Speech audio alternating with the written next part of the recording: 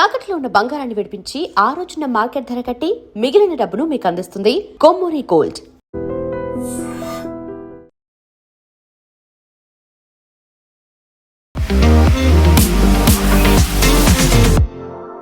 నమస్తే, నేను Kavitha. Welcome to I Dream News and నిజాలు. ఏప్రిల్ 22, 2025 పహల్గాంలో ఉగ్రవాదులు దాడి చేసి అతి క్రూరంగా కిరాతకంగా 26 మందిని చంపి ఇప్పటికీ సంవత్సరం గడుస్తోంది. ఆర్మీ కూడా జస్టిస్ ఈజ్ సర్వ్డ్ అనే మాటతో ఆపరేషన్ సింధూర్, ఆ తర్వాత ఆపరేషన్ మహదేవ్ చేపట్టింది. అక్కడ ఎవరైతే ఘాతుకానికి పాల్పడ్డారో వాళ్ళ అంతు చూసాము అని ఆర్మీ కూడా చెప్తోంది. బట్ ఈ పహల్గాం అటాక్ నుంచి మనం నేర్చుకోవాల్సింది ఏంటి? పాకిస్తాన్ మారిందా?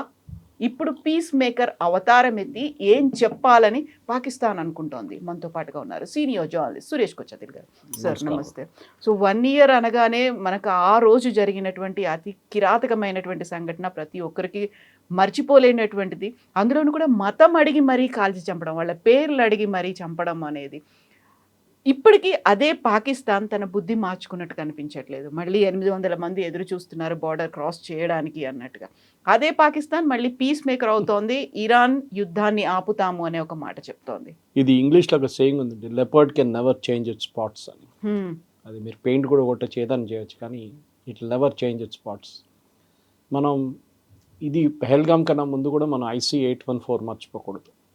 అది అట్లీస్ట్ మన కంట్రోల్లో లేకుండే. కండహార్లో కూర్చున్న ఒక ప్లేన్లో 200 మంది ప్యాసింజర్స్, దాంట్లో ఒకరిని అజిత్ దోవల్ గారు ముందే చంపేశారు వాళ్ళు ఆ రోజు. అదొక లెసన్ ఉండే మనకి ఆ రోజు జరిగిన దాని ప్రకారం. తర్వాత మనం పాకిస్తాన్లో చేసిన ఆపరేషన్ అంతా దురంధర్ లాంటి సినిమాలు చూసాం. డైరెక్ట్ అండ్ ఇండైరెక్ట్గా మనం చాలా చేసాం. కానీ పెహల్గాం చాలామంది జరిగినప్పుడు ఇమీడియట్గా గవర్నమెంట్ మీద తప్పు పట్టారు. ఆ రోజు మీరు సెక్యూరిటీ ఇవ్వలేదు అక్కడ, అది ఇదని చెప్పి చాలా మటుకు క్రిటిసిజం ఉంటాయి. మన దేశంలో ఆర్మ్చైర్ ఎక్స్పర్ట్స్ చాలామంది ఉన్నారు. ఒక ఇన్సిడెంట్ జరిగిన తర్వాత దాని గురించి క్రిటిసైజ్ చేయడంలో ఎక్స్పర్ట్స్ ఉన్నారు మన మనుషులు. నిర్మలా సీతారామన్ గారు బడ్జెట్ ప్రజెంట్ చేసినప్పుడు ఆ వారం మొత్తం అందరు బడ్జెట్ ఎక్స్పర్ట్ అయిపోతారు. ఏదైనా ఇట్లా ఇన్సిడెంట్ జరిగితే దాన్ని మళ్ళీ IPL వస్తే IPL టైంలో వాళ్ళు క్రికెట్ ఎక్స్పర్ట్స్ అయిపోతారు. ఇంటెలిజెన్స్ అనేది యాక్షనబుల్ ఇంటెలిజెన్స్ ఉండాలి.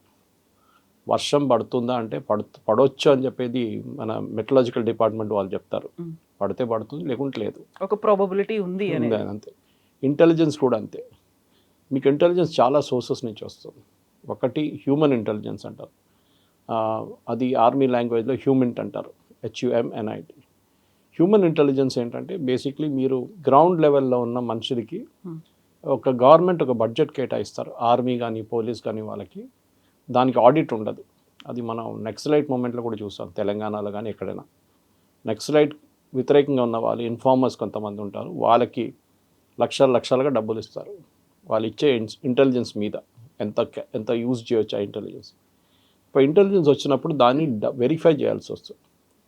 ఒకరు వచ్చి చెప్పారు, సార్ ఆ అడవిలో 3 ఉన్నారు, టెర్రరిస్ట్ లాగా కనిపిస్తున్నారు, గడ్డ ఉంది, ఏదో బ్యాగ్లు వేసుకున్నారంటే then the army commander local లెవెల్లో ఆయన ఒక దాన్ని డబుల్ చెక్ చేయాల్సి వస్తుంది. ఆయన అక్కడ వెళ్ళలేరు కదా, లోపలికి వెళ్ళి చెక్ చేయలేరు. So then technical intelligence use చేస్తారు. అది డ్రోన్ ఉండొచ్చు, శాటిలైట్ ఇమేజరీ ఉండొచ్చు, కానీ అడవి ఉంటే శాటిలైట్ ఇమేజరీ పనికిరాదు, ఈవెన్ డ్రోన్ కూడా పనికిరాదు. Technical intelligence, heat seeking, infrared అట్లాంటి కెమెరాస్ యూస్ చేస్తారు. దాని తర్వాత ఒకసారి కన్ఫర్మేషన్ వస్తే then they send hit team పంపిస్తారు. అది జరుగుతుంది. మన దగ్గర కూడా యూపీ హయాం మీకు గుర్తుంటుంది, జర్మన్ బేకరీ బ్లాస్ట్ కానీ, మెక్కా మస్జిద్ బ్లాస్ట్ కానీ, మన దగ్గర జరిగిన గోకుల్ చాట్ కానీ, లుంబిని పార్క్, ఇట్లాంటి చాలా ఘటనలు జరిగినాయి, కోయంబత్తూర్ బ్లాస్ట్. అన్నిట్లో ఇంటెలిజెన్స్ వచ్చిందంటే బహుశా వచ్చి ఉంటుంది, ఒక బ్లాస్ట్ జరుగుతుందేమో అని చెప్పి. లేటెస్ట్గా మనకి Delhi blast, red fort blast మనకు తెలిసింది. దాంట్లో ఏమైందంటే ఒక కశ్మీర్ నుంచి మొదలైన ఒక పోస్టర్ ఇష్యూ నుంచి స్టార్ట్ అయింది. ఎవరో పోస్టర్ అంటించారు గోడ మీద, ఎవరని చెప్పి వాళ్ళు పికప్ చేసే CCTV నుంచి వాళ్ళు 10 మంది పేరు చెప్పారు, వాళ్ళని వెళ్ళి పట్టుకున్నారు. అక్కడి నుంచి లాస్ట్ మనిషి దొరకలేదు. ఈ వాజ్ అ డాక్టర్ మ్యాన్ తెలిసింది.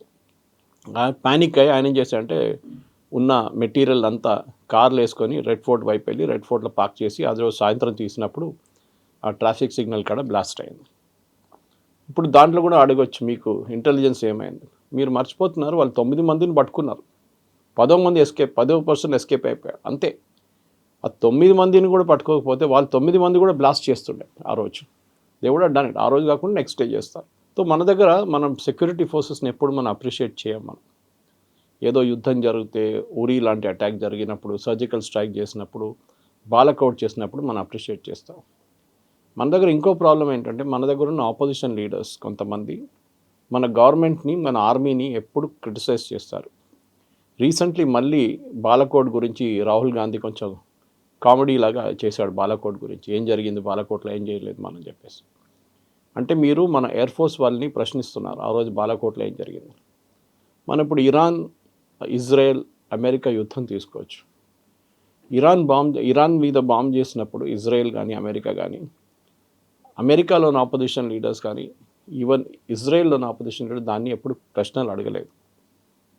వాళ్ళు చెప్పారు ఇంతమందిని చంపేసాం, ఖమేనీ పోయారు, ayatollah that is the supreme leader died, దాంతోపాటు 40 మందిని మేము చంపేసాం కమాండోస్ అన్నారు.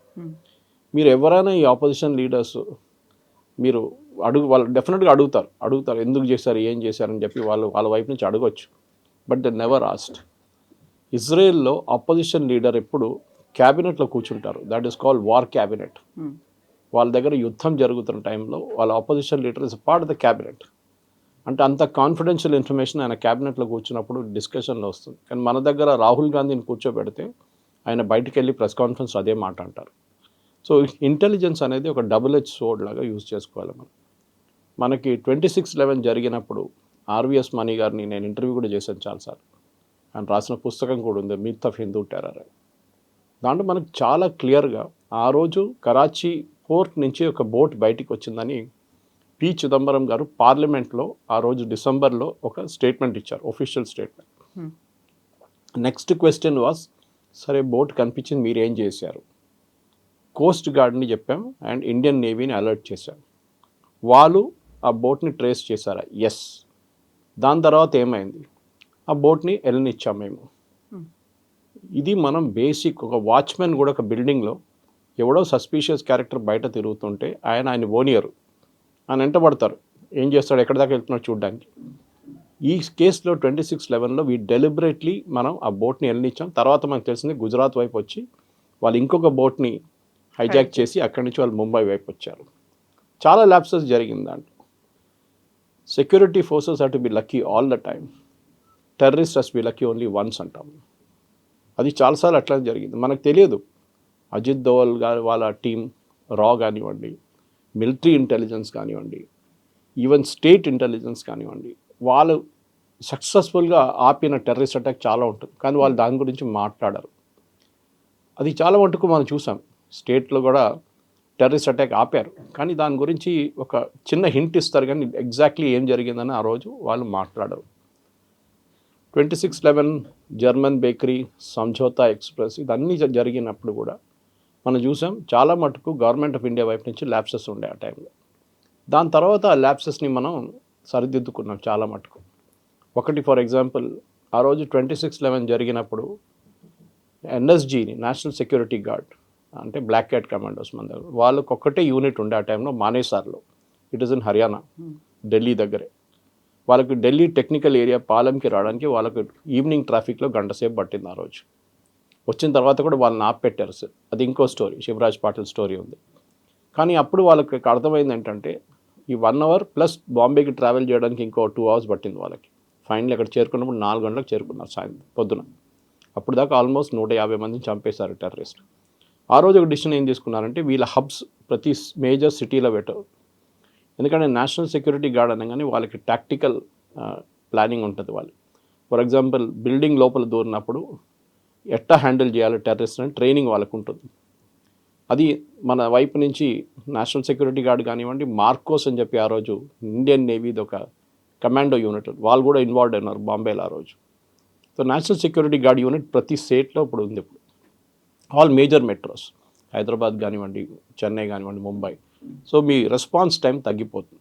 రేపు ఫర్ ఎగ్జాంపుల్ ఇందోర్లో ఒక అటాక్ జరిగితే nearest place can act immediately. అది ముంబై ఉండొచ్చు, హైదరాబాద్ ఉండొచ్చు, ఢిల్లీ ఉండొచ్చు, దే కెన్ ఇమ్మీడియట్లీ. అండ్ వాళ్ళ కోసం డెడికేటెడ్గా ఎయిర్ క్రాఫ్ట్ పెట్టుకున్నారు ఇప్పుడు.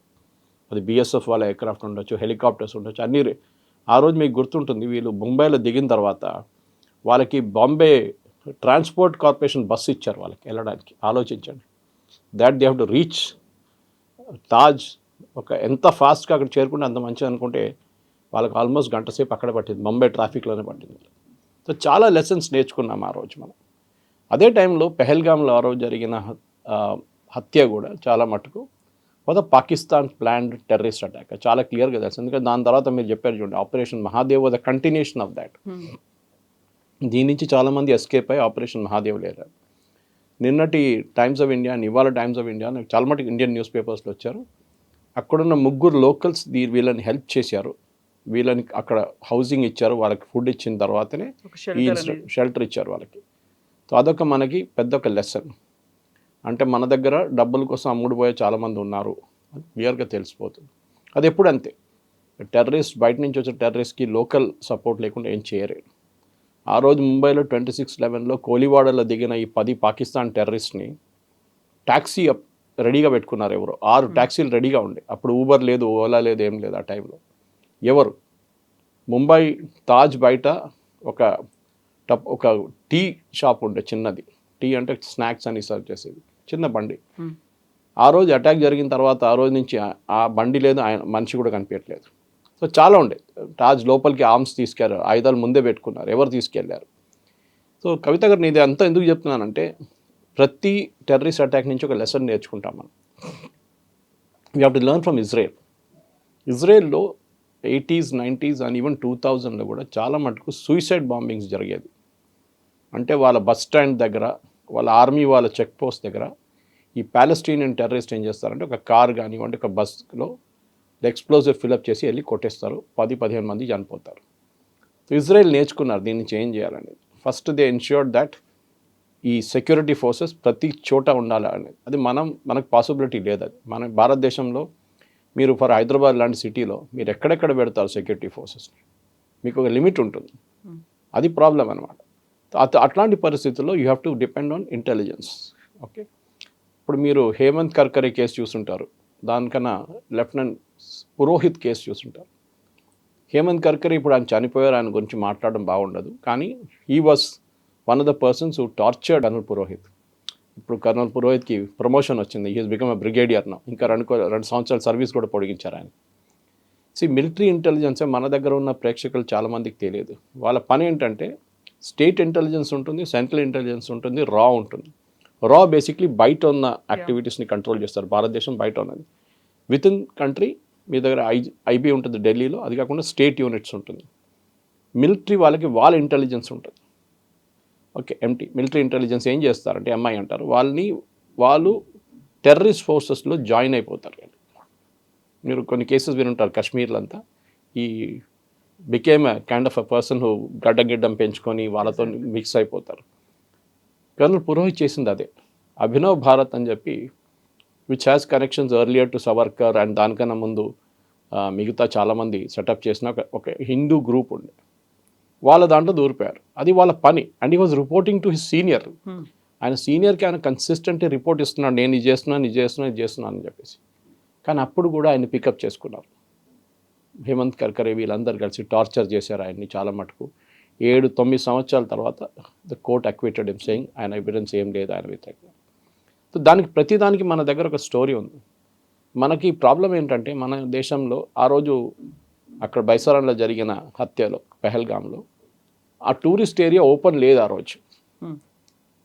అక్కడ ఉన్న టూరిస్ట్ ఏజెన్సీస్ అంటే ఏజెంట్లు అనుకోండి, వాళ్ళు టూరిస్ట్ చాలామంది ఎక్కువ అయినప్పుడు అక్కడి నుంచి నెక్స్ట్ స్పాట్కి పంపించారు అందరినీ పెహల్గాం నుంచి.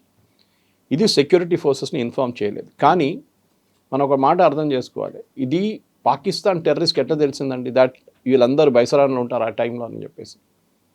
అక్కడ లోకల్ కోఆర్డినేషన్ ఉండే. బహుశా ఈ ట్రావెల్ ఏజెంట్స్ కానివ్వండి, హోటల్ ఏజెంట్స్ కానివ్వండి, ఈ టెర్రరిస్ట్ గ్రూప్స్ నడిమిట్లో ఒక కోఆర్డినేషన్ ఉండే. ఎందుకంటే వాళ్ళందరూ పెహల్గాంలో ఉంటారు కదా ఆ రోజు, టెర్రరిస్ట్ కూడా పెహల్గాంకి వస్తుండే. Why did they go to that spot అంటే వాళ్ళకి ముందే తెలిసిపోయింది వీళ్ళు ఇక్కడికి వస్తారు. మీరు చూసుంటారు, వాళ్ళు రెక్కీ కూడా చేశారు. వాళ్ళు ఆర్గనైజ్డ్గా అయిందంతా. సీసీటీవీలో వచ్చింది, ప్రీవియస్ డే వచ్చి రెక్కీ చేశారు, వాళ్ళు తిరిగారు ఆ ఏరియా అంతా, ఎంతమంది టూరిస్టులు వస్తున్నారు, ఎక్కడ పోతున్నారు అన్నీ చూడడానికి. So it was done in a very very pre planned way. మన ఒక ఆర్మీ యూనిట్ మీద అటాక్ చేసేది కాదు, ఒక సివిలియన్స్ వాళ్ళ మీద దాడి చేసినప్పుడు. మీరు ఉరీ చేసినప్పుడు కానీ మిగతా చోట్ల కూడా అటాక్స్ జరిగినప్పుడు కూడా వాళ్ళకి రెస్పాండ్ చేయడానికి టైం ఉండే. ఓకే, సరే వాళ్ళు రాత్రి నిద్రపోయినప్పుడు అటాక్ చేశారు ఉరీలో, అది that's a different story altogether. కానీ వాళ్ళకి అట్లీస్ట్ ఆయుధాలు ఉన్నాయి వాళ్ళ చేతిలో. ఇది ఇన్నసెంట్గా ఉన్న సివిలియన్స్, అది కూడా మీరు చెప్పినట్ల మీ మతం ఏంటి, మీరు కల్వా చదవండి అని చెప్పేసి చంపేసిన చాలామంది 26 మంది చనిపోయారు ఆ రోజు. The lesson is very clear that one, preparedness చాలా ఇంపార్టెంట్. మళ్ళీ అది చెప్తున్నాను, terrorist has B lucky only once. And వాళ్ళకి కావాల్సిన అన్నిటికంటే పెద్దది ఏంటంటే పబ్లిసిటీ. ఏ టెర్రరిస్ట్ గ్రూప్ అయినా మీరు పిఎల్ఓ టైం నుంచి చూడండి, Palestine liberation organisation, Yasser Arafat, వాళ్ళు ఎయిర్క్రాఫ్ట్ హైజాకింగ్ కానీ, మ్యూనిక్ ఒలింపిక్స్లో 11 మంది ఇజ్రాయిలీ అథ్లీట్స్ చంపినప్పుడు కానీ వాళ్ళకి పబ్లిసిటీ చాలా ఇంపార్టెంట్. ఏ రోజు మీరు పబ్లిసిటీ ఎలిమెంట్ తీసేస్తారో ఆ రోజు నుంచి మీరు ఏం చేయరు. అది ఇజ్రాయెల్ నుంచి నేర్చుకోవాలి మనం. ఇజ్రాయెల్ ఎప్పుడు కూడా చూడండి, వాళ్ళ టెక్నికల్ ఇంటెలిజెన్స్, వాళ్ళ హ్యూమన్ ఇంటెలిజెన్స్ సూపర్గా ఉంటుంది. మీరు కేసెస్ చెప్పుకుంటే ఇజ్రాయెల్ చాలా ఉన్నాయి అట్లాంటిది. లాస్ట్ మనం గుర్తు చేయాల్సిన యహ్యా సిన్వార్ కానివ్వండి, మిగతా హమాస్ యాక్టివిస్ట్ అందరినీ ఎట్లా చంపారు. దెన్ రీసెంట్గా ఈ ఆపరేషన్ మొదలైనప్పుడు వాళ్ళ రీసెంట్ దాంట్లో సుప్రీం లీడర్ని ప్లస్ 40-40 కమాండర్ని చంపారు. ఇంటెలిజెన్స్ ఎక్కడి నుంచి వస్తుంది వాళ్ళకి? వాళ్ళు కల్టివేట్ చేస్తారు వాళ్ళు. నిన్న Israel Mossad chief, farmer Mossad chief, ఇది లీడ్ చేసిన ఒక మనిషి, his name is mentioned only S M. ఆయన ఇరాన్లో ఆ రోజు చేసిన ఆపరేషన్లో ఆయనకి ఏదో జరిగింది, చనిపోయారు ఆయన. ఆయన గురించి నిన్న ఒక మెమోరియల్ సర్వీస్ పెట్టారు వితౌట్ నేమింగ్ హిమ్. అంటే వాళ్ళు అంత ఇంపార్టెన్స్ ఇస్తారు ఇంటెలిజెన్స్ కోసం. మన దగ్గర I think the main thing we lakh at the state level is intelligence. ఇప్పుడు మన తెలంగాణలో చెప్తే మీరు, మన ఎస్ఐబి ఉంటే ఇక్కడ, వాళ్ళు నెక్సలిజం వైపు చాలా మటుకు చూస్తారు, చెక్ చేస్తారు, వాళ్ళ మీద ఒక ఇన్ఫర్మేషన్ ఉంది. కానీ అట్ లోకల్ లెవెల్ ఇంకా మనకు చాలా ఇంప్రూవ్ చేయాల్సి ఉంది, ఎస్పెషలీ టెక్నికల్ ఇంటెలిజెన్స్ అన్నమాట. అది మనం చేయాల్సింది. వాళ్ళకి దానికోసం కావాల్సిన ఎక్విప్మెంట్ కావాల్సి వస్తుంది. మీరు పెగసస్ గురించి వినుంటారు, ఇజ్రాయలీ సాఫ్ట్వేర్ ఒకటి చాలా పెద్ద కాంట్రవర్సీ క్రియేట్ చేసింది. అది ఇదంతా మనకు కావాల్సింది. ఒక దేశం అట్ ద సేమ్ టైం మనం ఒక పోలీస్ స్టేట్గా మారకూడదు. అదొకటి ఉంది, ఎప్పుడైనా చెప్తుంటారు చూడండి, we should not become a police states. మనం రష్యా కాదు, నార్త్ కొరియా కాదు అని చెప్తారు, కరెక్టే అది. కానీ మన మీద ఆమ్నీ ప్రెసెంట్ ఎప్పుడు పాకిస్తాన్ మన వైపు ఒక నిఘా ఉంటుంది. పాకిస్తాన్ వాళ్ళ మెయిన్ ఏం ఏంటంటే బ్లీడ్ ఇండియా విత్ 1000 cuts అని చెప్పారు. ఆ స్టేట్మెంట్ మనం ఎప్పుడు మర్చిపోకూడదు. ఎగ్జాక్ట్లీ. ఇంత జరిగింది, ఆ తర్వాత పాకిస్తానే మోస్ట్ ఎఫెక్టెడ్ కంట్రీగా కూడా ఐడెంటిఫై చేశారు, టెర్రరిజంతో ఎక్కువ ఎఫెక్ట్ అయింది అనేది. అక్కడి నుంచే బోల్డ్ అంతమంది ఒక ఫ్యాక్టరీ లాగా బయటకు వస్తున్నారు అనుకున్నప్పుడు, బార్డర్ని క్రాస్ చేయడానికి కావచ్చు, వీటన్నిటితో రెడీగా ఉన్నారు అనుకున్నటువంటి అదే పాకిస్తాన్ ఇప్పుడు మళ్ళీ ఇంకొక అవతారం ఎత్తింది. అంతకుముందు ఈ మా యుద్ధాన్ని ఆపింది మీరే, మీకు నోబెల్ పీస్ ప్రైజ్ ఇవ్వాలి అనేటువంటి అనౌన్స్మెంట్ వచ్చింది. ఇప్పుడు వాళ్ళు ఒక వేదికను పెట్టుకున్నారు, ఇస్లామాబాద్ టాక్స్ అనేవి అక్కడ అవుతున్నాయి. వాళ్ళు ఒక పీస్ మేకర్స్గా అవతారం ఎత్తారు. ప్రపంచం నమ్ముతుందంటారా వాళ్ళని? ఫెయిల్ అయింది కదా నిన్న, వాళ్ళ క్లియర్ కలర్ నిన్న బయటకు వచ్చింది. అది ఇజ్రాయెల్ వాళ్ళు దీనికన్నా ముందు కూడా వార్న్ చేశారు. ఈ యుద్ధం మొదలైనప్పుడు Pakistan first time peace talk పెడితే నెవర్ ట్రస్ట్ ద పాకిస్తానీస్ అన్నారు ఇజ్రాయెల్. Never trust. ఎందుకంటే వీళ్ళని ఎప్పుడు చెప్తారు, wolf in a sheep's clothing అని. ఓకే, వీళ్ళు చేసిన, మన వైపు చేసిన టెర్రరిస్ట్ అటాక్ అందరికి తెలిసిందే. తాలిబాన్ని పెంచి పోషించింది ఎవరని అందరికీ తెలిసిందే. తర్వాత అదే తాలిబాన్ వీళ్ళ వ్యతిరేకంగా దాడులు మొదలుపెట్టారు. సో పాకిస్తాన్ అనే ఒక దేశంది మెయిన్గా మనం ఇప్పుడు కూడా చూడండి, president Trump, vice president Vance మాట్లాడుతున్నది అసీం మునీర్తో, షబాజ్ షరీఫ్తో కాదు. ముందు జియాउल హక్, దానికన్నా ముందు యహ్యా ఖాన్, పర్వేజ్ ముషర్రఫ్, వీళ్ళతోనే మాట్లాడతారు. సివిలియన్ అడ్మినిస్ట్రేషన్ పట్టించుకోరు. ఎలక్షన్ గెలిచిన ఇమ్రాన్ ఖాన్ జైల్లో ఉన్నారు, ఎలక్షన్ ఓడిపోయిన షబాజ్ షరీఫ్ బయట ఉన్నారు. ఇది వీళ్ళ దగ్గర నుంచి నేర్చుకోవాల్సింది. జుల్ఫికర్ అలీ భుట్టోని ఉరితీశారు, బేనజీర్ భుట్టోని చంపారు. ఇట్లాంటి చాలా ఎగ్జాంపుల్స్ ఉన్నాయి మీకు పాకిస్తాన్లో. సో పాకిస్తాన్ అనే ఒక దేశం మన మీద ఒక అన్ఫినిష్డ్ అజెండాగా భారతదేశం మీద బ్లీడ్ ఇండియా విత్ 1000 cuts. అది మన వైపు మనం అర్థం చేసుకోలేదు ఎన్ని సంవత్సరాల నుంచి. మనం ఒక డెమోక్రసీ, మనం ఏం చేద్దాం, మనం హ్యూమన్ రైట్స్ అది ఇది మాట్లాడుకుని, పాకిస్తాన్ ఎప్పుడు వాళ్ళకి అట్లాంటి ఏం లేదు. వాళ్ళకి మన మీద దాడి చేయాలి. ఇప్పుడు Kashmir is an unfinished agenda అంటారు వాళ్ళు. హైపోథెటికల్ అనుకుందాం కవిత గారు, కశ్మీర్ వాళ్ళ వైపు వెళ్ళింది అనుకోండి, ఆ దాంతో ఆగుతారా? కాదు. మళ్ళీ జునగఢ్ అంటారు, మళ్ళీ హైదరాబాద్ అంటారు. ఎస్, ఇది పాకిస్తాన్ స్ట్రాటజీ. వాళ్ళకు మనం ఒక దేశం ఇచ్చాం. వీ వాంట్ ముస్లిమ్స్ కోసం దేశం కావాలంటే స్పెసిఫిక్గా రిలీజియస్ బేస్డ్ ఒక దేశం వాళ్ళకి ఇచ్చాం. మనం ముక్క లైన్ గీత గీసేసి వాళ్ళకి ఇచ్చేస్తారు మహాత్మా గాంధీ, నెహ్రూ కలిసి. కానీ దాంతో వాళ్ళకి సరిపోవట్లేదు. వాళ్ళకి భారతదేశం ఒక సక్సెస్ఫుల్ నేషన్గా, ఒక డెమోక్రసీగా మారింది, వాళ్ళకి ఇంకా తట్టుకోలేకపోతున్నారు వాళ్ళు. Pakistan is a failed state, మనందరూ తెలిసింది. ఎకనామికలీ ఫెయిల్డ్ వాళ్ళు, పొలిటికలీ వాళ్ళు ఫెయిల్ అయినారు. ఇప్పుడు చూడండి, అప్పు తీసుకొని వాళ్ళు లోన్ కడుతున్నారు. సౌదీ అరేబియా దగ్గర డబ్బులు తీసుకొని యూఏకి డబ్బులు ఇస్తున్నారు. నిన్న సుడాన్కి అమ్మాల్సిన ఎయిర్క్రాఫ్ట్ ట్రై చేశారు, అది నిన్న ఫెయిల్ అయిపోయింది. సౌదీ అరేబియా డబ్బులు ఇయ్యరని చెప్పారు. సో పాకిస్తాన్ని మనం ఎప్పుడు గుర్తుపెట్టుకోవాలి, పాకిస్తాన్ని ఇంటర్నేషనల్ లెవెల్లో వాళ్ళని ఐసోలేట్ చేయాలి. ఇన్ఫ్యాక్ట్ ఇవాళ పొద్దున్న నేను లేవంగానే ఫస్ట్ ట్వీట్ అదే చేశాను అసీం మునీర్ గురించి. The mastermind behind Pahalgam attack is now being touted as a peacemaker. అది మనం ఇంటర్నేషనల్ లెవెల్లో ఎక్స్పోజ్ చేయాలి. మన దగ్గర ఉన్న ప్రతి భారతీయుడిది responsibility, even within India and outside India. That should expose Asim Munir how Pahalgam కాదు, చాలా మటుకు అటాక్స్కి, because he was ISI chief before this. ప్రతి దాడిలో కూడా ఇట్లాంటి మనుషులు చేయాలి. కార్గిల్లో మన అందరూ తెలిసిందే కవిత గారు, మీకు గుర్తుంటుంది. కార్గిల్ జరిగినప్పుడు పర్వేజ్ ముషరఫ్ ఏమన్నారు, నాకు తెలియదు, జరిగిందా అన్నారు. షరీఫ్ కూడా అదే అన్నారు ఆ టైంలో, జరిగిందా నాకు తెలియదే. తర్వాత అన్నారు, ఆర్మీ నా దగ్గర నుంచి ఇదంతా దాచిపెట్టారు, పాకిస్తాన్ ఆర్మీ అని. పాకిస్తాన్ సైనికులు చనిపోయినప్పుడు మన వైపు బాడీ తీసుకెళ్ళండి రా అంటే తీసుకెళ్ళలేదు వాళ్ళు. ఏ ఆర్మీ అయినా వాళ్ళ ఆర్మీ అంటే ఆర్మ్ ఫోర్సెస్ అనుకోండి, వాళ్ళ సోల్జర్స్ డెడ్ బాడీని వాళ్ళు ఇడవరు, తీసుకెళ్తారు ఏ స్టేట్లో ఉన్నా కానీ. మనం సౌరవ్ కాలియా వీళ్ళంతా మనకు తెలుసు ఆ టైంలో జరిగినప్పుడు, కార్గిల్లో ఇనీషియల్ డేస్లో 41 రోజుల తర్వాత మనకు ఆ డెడ్ బాడీ దొరికింది మనకి. But we got dum back. పాకిస్తాన్కి అది లేదు. పాకిస్తాన్కి ఏంటంటే వీళ్ళందరూ ఎక్స్పెండబుల్, అంటే ఒక ఈగలాగా కొట్టేసినా కూడా మాకు ప్రాబ్లం లేదు, మా సోల్జర్స్ పోనీయండి అంటారు. ఎందుకంటే వాళ్ళ మెయిన్ లీడర్స్ హోల్లీ కరప్ట్. మీరు ప్రతి పాకిస్తాన్ జనరల్ యాయా ఖాన్ టైం నుంచి చూడండి, ఫస్ట్ వాళ్ళు లండన్లో ఒక పెద్ద ఇల్లు తీసుకుంటారు, వాళ్ళ పిల్లలంతా బయట పంపిస్తారు, వాళ్ళ ఫ్యామిలీ కూడా అక్కడే ఉంటారు, వాళ్ళ చదువు అంతా అక్కడే. కానీ Pakistan as a nation is failed. మన భారతదేశంలో పావర్టీ లేదని కాదు చెప్పట్లేదు, మన దేశంలో కూడా ఇన్ఈక్వాలిటీ లేదని కాదు. కానీ యాజ్ అ డెమోక్రసీ మీరు కంపేర్ చేస్తే యాపిల్ టు యాపిల్ మనం ఎక్కడో ఉన్నాం. ఎకనామికల్ చూడండి, మన దగ్గర మన ఫారిన్ ఎక్స్చేంజ్ 700 బిలియన్ ఉంటే వాళ్ళ దగ్గర 22 బిలియన్ ఉంది ఇప్పుడు, అంతే. సో యాజ్ అ నేషన్ మనం ఏం నేర్చుకోవాలంటే, పాకిస్తాన్ ఇది ట్రై చేస్తారు కవిత గారు. మీరు ఒక రెస్పెక్టబిలిటీ రావాలంటే ఏం చేస్తారు, ఒక దొంగ కూడా ఒక ప్రాఫిట్గా మారిపోతారు. అదే జరుగుతుంది ఇక్కడ. ఒక పెద్ద రిలీజియస్ లీడర్ అయిపోతారు దొంగ కూడా కావాలని చెప్పేసి. మనతో చాలా ఎగ్జాంపుల్స్ ఉన్నాయి అట్లా. ఓకే, ధీరేంద్ర బ్రహ్మచారి టైం నుంచి ఎగ్జాంపుల్స్ మీద ఎగ్జాంపుల్స్ వస్తుంది మీకు. సో అది ఎప్పుడు అంటారు, politics is the last refuge for a scoundrel అంటారు. అట్లనే ఇది కూడా సేమ్ థింగ్. సో ఒక ఆర్మీ డ్రెస్ వేసుకున్న అసీం మునీర్ సడన్గా సూట్లో కనిపిస్తున్నారు. సిరియాలో అల్ఖైదా టెర్రరిస్ట్ గ్రూప్కి $10 మిలియన్ రివార్డ్ ఇచ్చిన మనిషిని అమెరికా ఇప్పుడు సూట్ వేయించి ఆయన వైట్ హౌస్ పిలిపించి ఆయన సిరియన్ ప్రెసిడెంట్గా ప్రఖ్యాపించారు. సో ఇప్పుడు జేడీ వ్యాన్స్ ఫస్ట్ ఫేజ్లో అయినటువంటి పీస్ టాక్స్ కోసం వచ్చినప్పుడు పాకిస్తాన్ ఒక నార్వే నుంచి వచ్చినటువంటి మోస్ట్ వాంటెడ్ క్రిమినల్ ఆయన అక్కడ ఉన్నాడు అనేది. ఇప్పుడు ఇవాళ చూడండి, ఇవాళ పొద్దున డిస్కషన్, నేను పొద్దున ఒక 6 గంటల నుంచి వింటున్నాను డిస్కషన్ ఏం జరిగింది. Are we speaking to the right people అని యుఎస్ వాళ్ళు అడుగుతున్నారు ఇప్పుడు. అంటే మీకు తెలియదా మీరు ఎవరితో మాట్లాడుతున్నారని? మీకు తెలియదా అబ్బాస్ అగార్చి ఎవరు, పెస్కేషియన్ ఎవరు, వాళ్ళ గలిబాఫ్ ఎవరు మీకు తెలియదా? మీకు లేదు. వాళ్ళ నడిమిట్లో కోఆర్డినేషన్ లేదు. వాళ్ళ ఐఆర్జీసీ సపరేట్, వీరు separate. IRGC chief Qasem Soleimani close friend ఇదే అసీం మునీర్ ఉండే, అమెరికా చంపిన కాసిం సులేమానీ.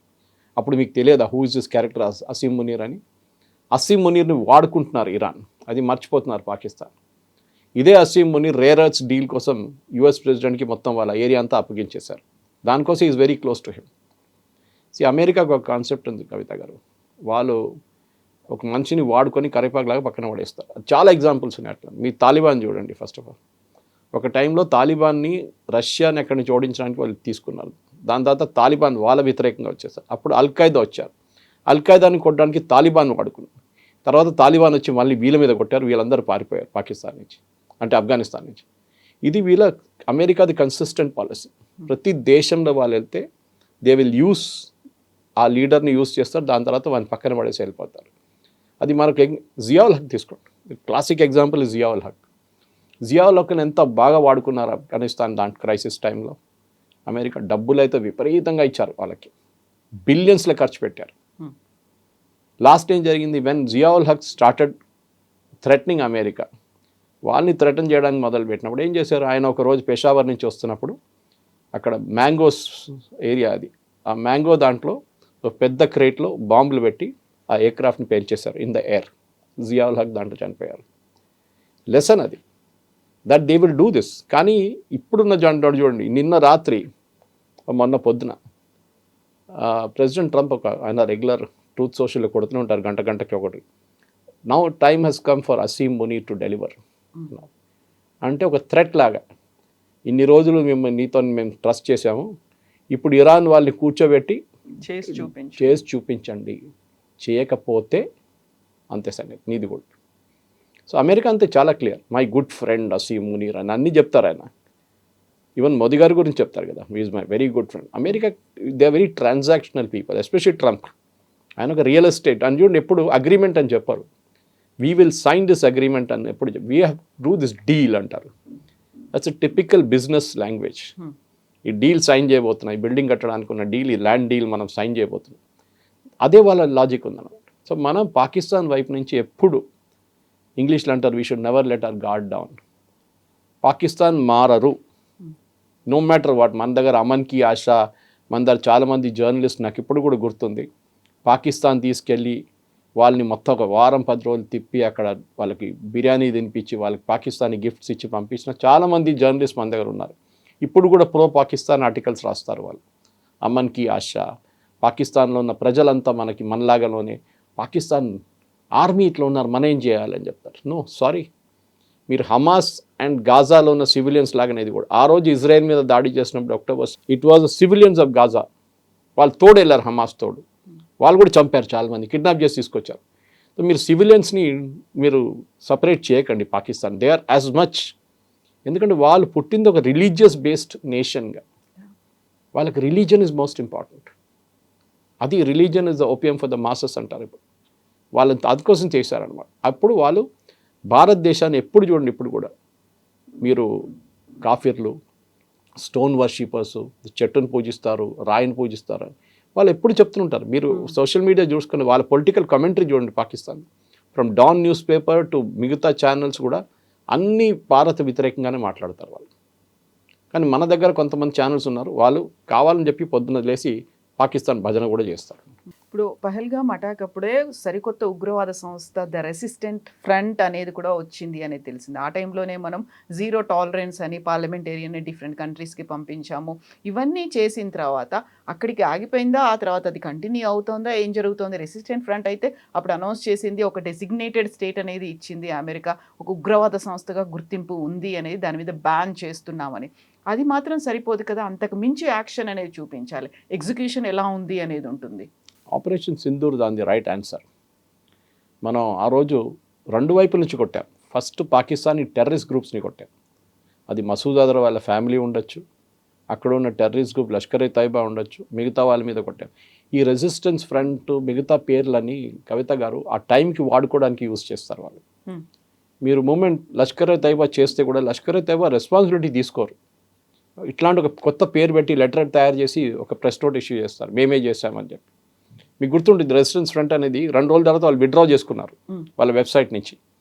ముందు వాళ్ళు అన్నారు మేమే చేశామని చెప్పి, దాని తర్వాత వెబ్సైట్ మాయమైపోయింది, ఆ లెటర్ కూడా మాయమైపోయింది దాంతో. సో ఇది వాళ్ళ స్ట్రాటజీ. ఇది టెర్రరిస్ట్ గ్రూప్ని కొట్టడానికి again I come back to Israel. నేర్చుకోవాలంటే వాళ్ళ దగ్గర నేర్చుకోవాలి. ఘర్ మే ఘుస్కే మారేంగే policy is Israel's policy.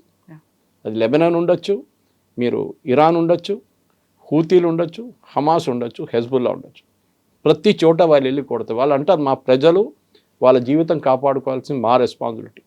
I think ఆ ఒక ఫిలాసఫీ, నేను యూపీఏ గవర్నమెంట్ తప్పు పట్టట్లేదు, కానీ మోదీ గారు వచ్చిన తర్వాత అగ్రెషన్ ఒకటి వచ్చింది. అప్పుడు దాకా మనం ఎన్నిసార్లు మనం కొడితే కూడా ఆ పోతే ఏం పోయిందిలే, మహాత్మా గాంధీ ఫిలాసఫీ కదా, మనం ఒక చెంప కొడితే ఇంకో చెంప చూపు. ఇప్పుడు లేదు, ఘర్మే గుస్కే మారే. మా చెంప మీద కొడితే నిన్ను కొట్టేస్తారు అంతే, ఫినిష్డ్. ఆ పాలసీ మనకు ఉండాలి, భయం ఉండాలి వాళ్ళకి. I think that lesson is more or less very important మనకి. అది జరిగింది కూడా, మీరు చూసుంటారు. సింధూర్ తర్వాత ఆ రోజు మోదీ గారు చెప్పారు, ఆపరేషన్ సింధూర్ పాజ్ చేశాం, వీ డిడ్ంట్ స్టాప్ ఇట్. ఏ రోజు మా మీద మళ్ళీ దాడి చేస్తారో ఆ రోజు ఎగ్జాక్ట్ 1 year అయింది. రేపు జరిగింది అనుకోండి, మీరు చెప్పినట్లు చాలామంది వెయిట్ చేస్తున్నారు అవతలని చెప్పి, we will hit and we should expose the Pakistani establishment. అది మన వైపు నుంచి చేయాల్సింది.